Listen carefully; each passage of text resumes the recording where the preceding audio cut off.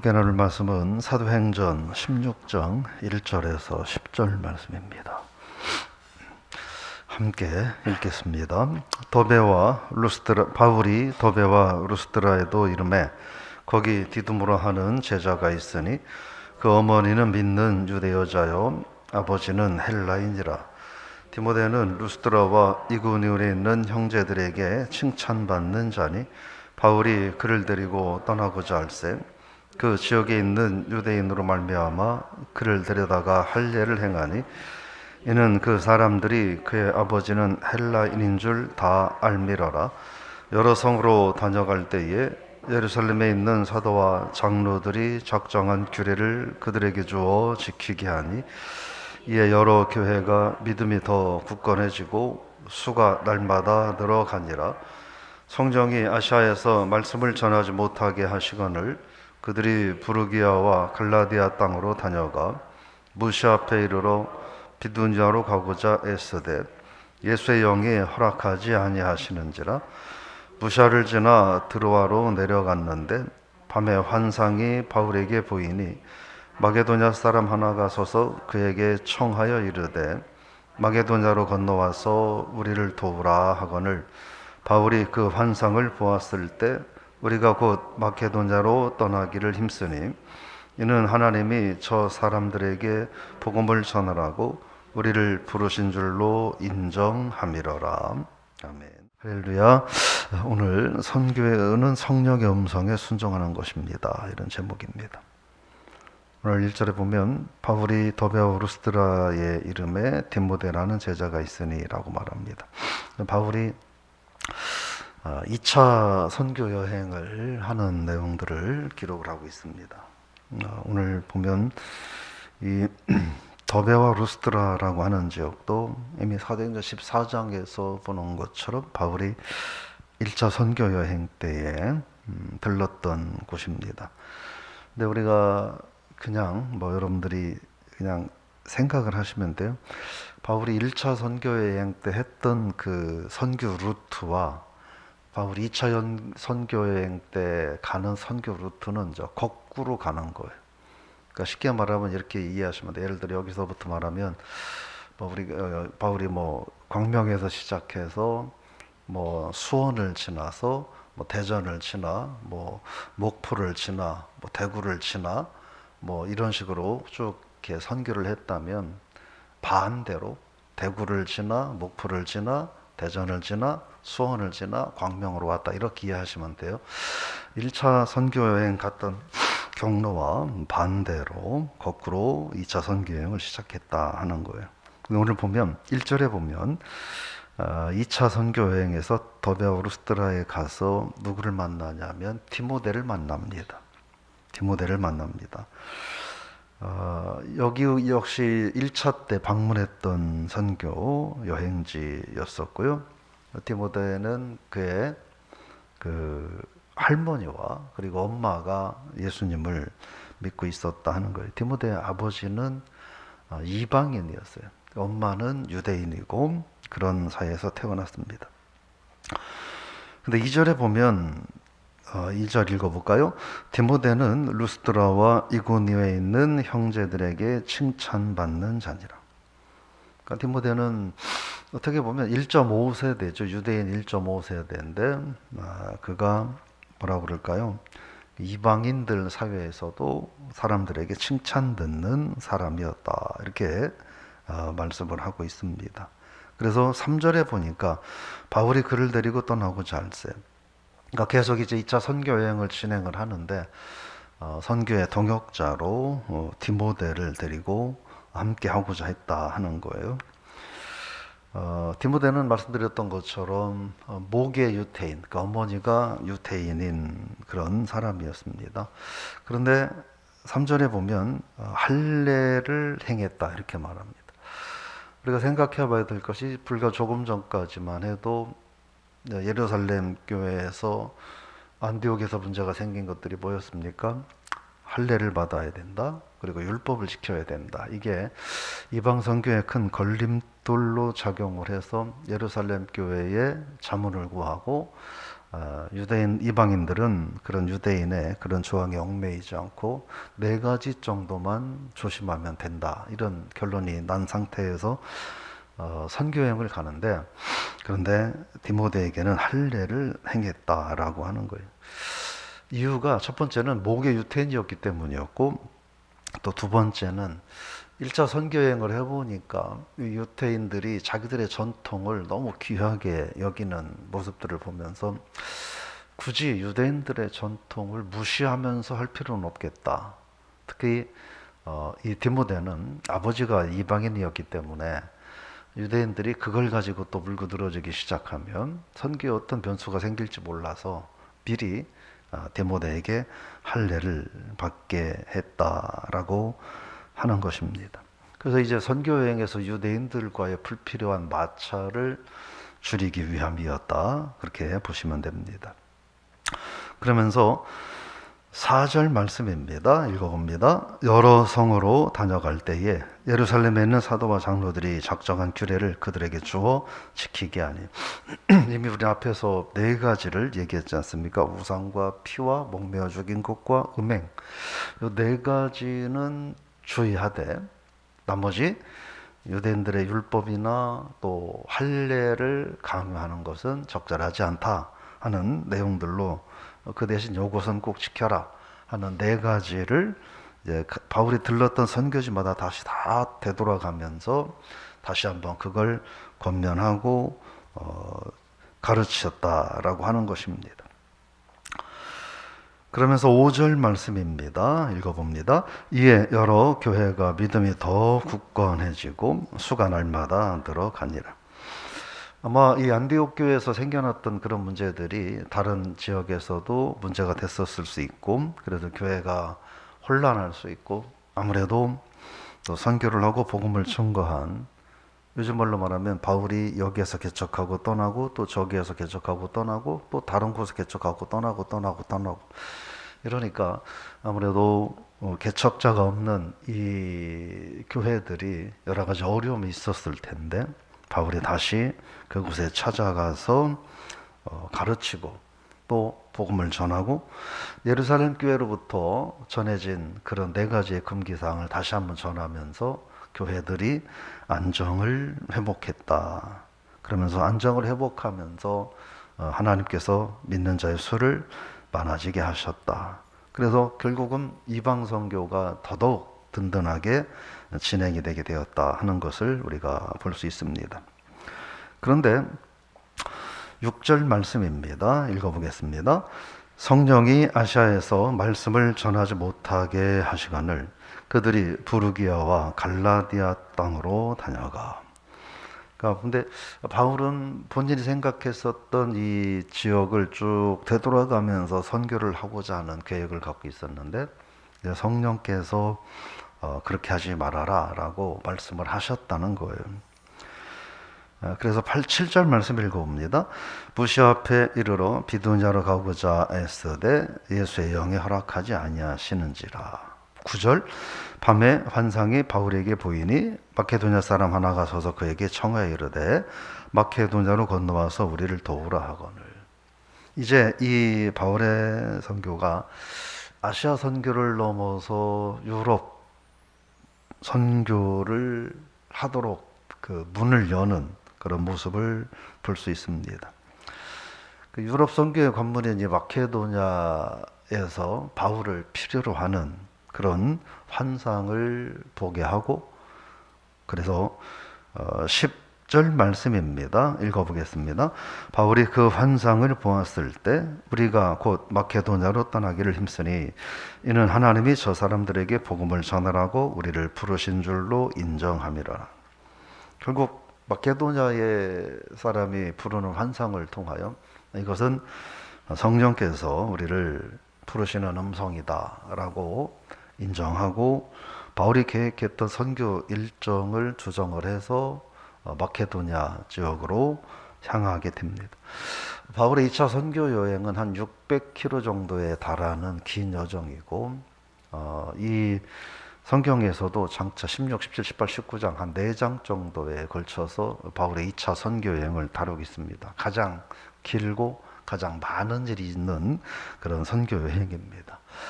이 과정을 통해서 우리가 알게 되는 것은 몇 가지 생각을 해보면, 먼저 바울이 1차 때 지나갔던 곳들을 다시 되돌아가며 정성을 다하는 모습들을 우리가 살펴보면서, 우리들도 신앙생활하면서 내가 알고 있는 성도들, 우리 구역의 성도들, 우리 기관의 성도들에게 정성을 다하는 그런 모습이 우리들에게 필요하지 않는가, 그런 생각을 해봅니다. 또 두 번째로 선교의 동역자인 디모데를 또 만나게 되고 하나님이 예비해 주시는 걸 보면서 우리도 먼저는 디모데와 같은 그런 좋은 동역자가 있기를 하나님 앞에 기도하고, 또 저와 여러분들이 먼저는 성령께서 역사하시는 사역에 우리가 성령 역사에 순종하는 삶을 살고, 또 우리가 예를 들어 구역원들은 구역장이 사명을 감당하는데 잘 감당할 수 있도록 좋은 조력자가 되고, 기관원들은 기관장들이 사명을 감당하는데 잘 할 수 있는 조력자가 되고, 또 성도들은 주의 종들이 목회를 감당하는데 잘 될 수 있는 좋은 조력자가 되는 것이 필요하겠다. 서로가 서로에게 좋은 조력자가 되는 것이 유익하겠다, 그런 생각을 해봐요. 그러면서 이 디모데에게 할례를 행하는 바울의 모습을 보면서 사실은 가장 결정적인 이유는 그거였던 거예요.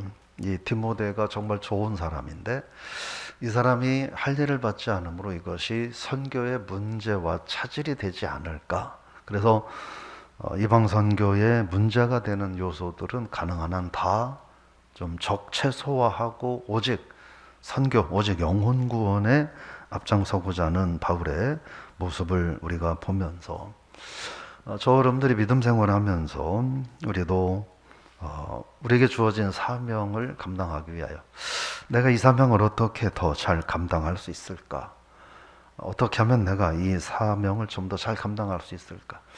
내 주어진 하루 24시간의 삶 속에서 어떻게 하면 하나님 기뻐하시는 이 사명 감당에 좀 더 집중할 수 있을까?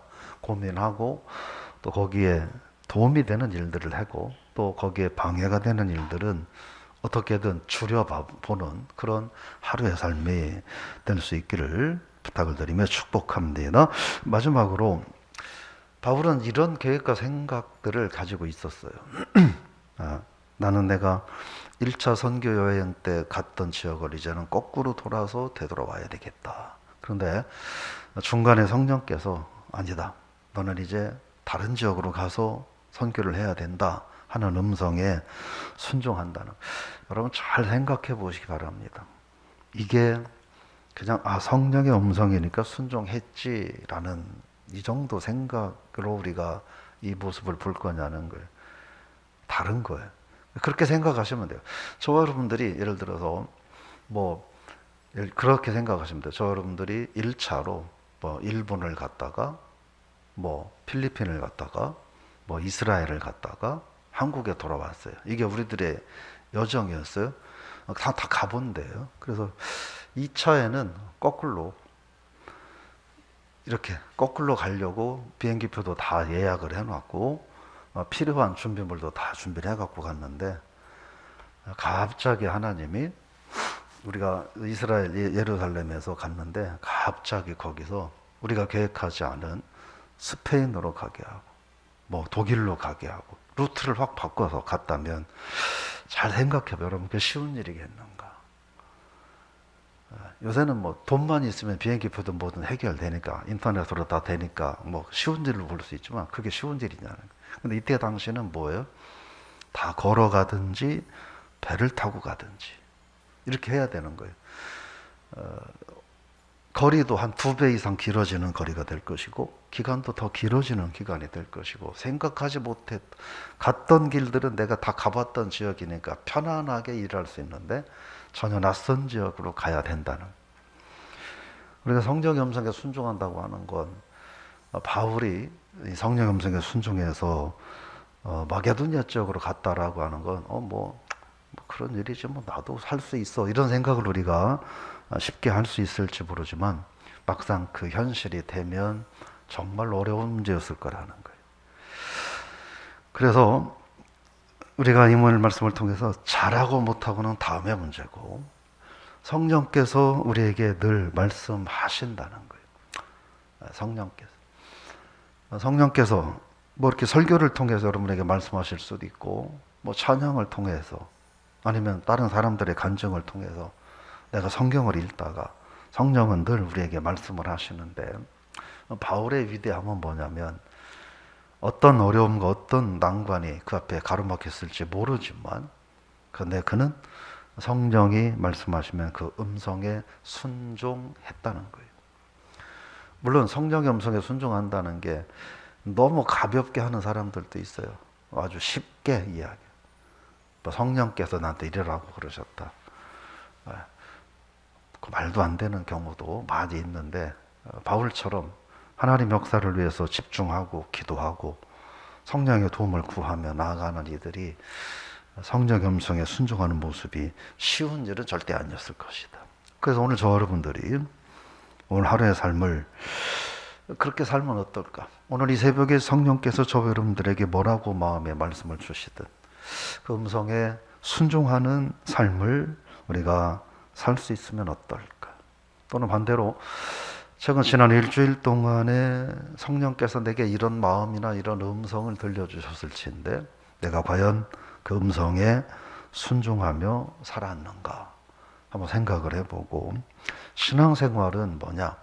많은 사람들이 신앙생활을 자기 의지와 주관을 가지고 살아가는 경우가 있어요. 물론 뭐 그렇게라도 하니까 고마운 일이라고 말할 수는 있을지도 모르겠습니다. 근데요, 사실 신앙생활은 내 의지와 계획을 가지고 살아가는 게 아니에요. 오늘 바울이 성령의 음성에 순종했다라고 하는 건 사도행전의 맥락에 맞는 말이에요. 1장 8절에 성령이 너에게 임하시면 예루살렘, 유대와 사마리아와 땅끝까지 증인이 되라. 그러니까 성령이 오신 건 오직 복음 전도, 영혼 구원의 일인 거예요. 저와 여러분들에게도 이 말씀은 예외 없이 동일한 거예요. 근데 성령께서 너는 기도하지 말고 성경 읽지 말고 전도하지 말고 오직 너의 세상에 필요한 것들만 얻으면서 살으라고 성령은 절대 우리에게 말씀하시지 않을 것인데, 우리는 기도하지 않고 복음 전하지 않고 하나님 영광 돌리지 않고 오직 내 것 세상 것만 구하며 사는 삶을 살고 있다면 그건 잘못된 삶이 거의 100% 맞을 거다. 그래서 우리에게 말씀하시는 성령의 음성에 순종하는 삶을 살자. 근데 성령의 음성에 순종하는 삶은 쉽고 만만한 일이 절대 아닐 수 있다. 그렇기 때문에 성령께서 말씀하시는 거고, 그렇기 때문에 우리가 순종해야 된다 하는 것을 기억하고, 오늘 하루 신앙생활도 그렇고 복음 전도도 그렇고 모든 삶이 성령의 음성에 순종하는 삶임을 기억하고, 그러면 가장 예수 잘 믿는 것, 내 계획과 내 이론과 내 경험과 내 방법론 가지고 고집 부리는 게 아니라 성령의 음성에 그때그때 순종하며 살아가는 것이다 하는 걸 기억하고, 성령의 음성에 순종하며 살아가는 오늘 하루가 되시기를 주의 이름으로 부탁을 드리고 축복합니다. 하나님 아버지, 오늘 우리가 말씀을 통해서 되돌아봅니다. 진정한 신앙생활은 무엇일까? 바울의 모습을 통하여 진정한 신앙생활은 성령의 음성에 순종하는 길임을 저희들이 발견합니다. 오늘 하루 우리가 성령의 음성에 순종하며 살아갈 수 있기를 원합니다. 우리는 바울이 성령의 음성에 순종하여 마케도냐로 갔다, 너무나 지극하고 당연하고 마땅한 일이라고 생각할지 모르지만, 그러나 물리적으로 마케도냐로 간다고 하는 것은 너무나 많은 다른 조건들이 있다는 것을 우리가 생각해 볼 때 정말로 쉬운 일이 결코 아니었었던 것을 우리는 압니다. 그럼에도 바울은 이것저것 고려하거나 따지지 않고 성령의 음성에 순종하며 그 길을 나아갔던 모습을 바라보며, 그래서 우리는 바울이 진정 위대한 사도고 성령의 사람임을 저희들은 하나님 앞에 고백합니다. 우리가 이 세상 살아가면서 신앙생활하면서 우리는 신앙생활을 잘하고 싶어 합니다. 그러면서 잘하려고 내가 계획을 세우고 내 의지와 내 방법론, 내 경험, 내 지식 가지고 우리는 그대로 살아가려고 합니다. 수시로 성령께서 우리에게 말씀하시는데 절대로 성령의 음성은 듣지 않습니다. 성령은 기도하고 찬양하고 예배하고 순종하고 복음을 전하고 살라고 하는데 우리는 결코 그렇게 살지 않고 내가 정한 방법대로만 살려고 할 때가 있지 않는지 되돌아보게 하시고, 그래서 우리가 성령의 음성에 순종하며 오늘 하루도 살게 하시고 남은 인생도 그리 살게 하시고 우리 교회도 모든 성도들도 오늘 하루 성령의 음성에 순종하며 살아가는 하루의 삶이 되게 하여 주옵소서. 예수님의 이름으로 기도드리옵나이다. 아멘.